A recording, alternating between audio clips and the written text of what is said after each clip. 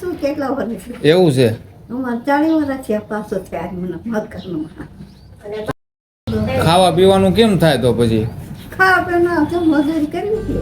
हमने तुझ पे हजारों सितम है किए, हमने तुझ पे जहां भर के जुल्म किए, हमने सोचा नहीं तू जो उड़ जाएगी, ये जमीन तेरे बिन सूनी रह जाएगी, किसके दम पे सजेगा मेरा अंगना, ओरी चिरई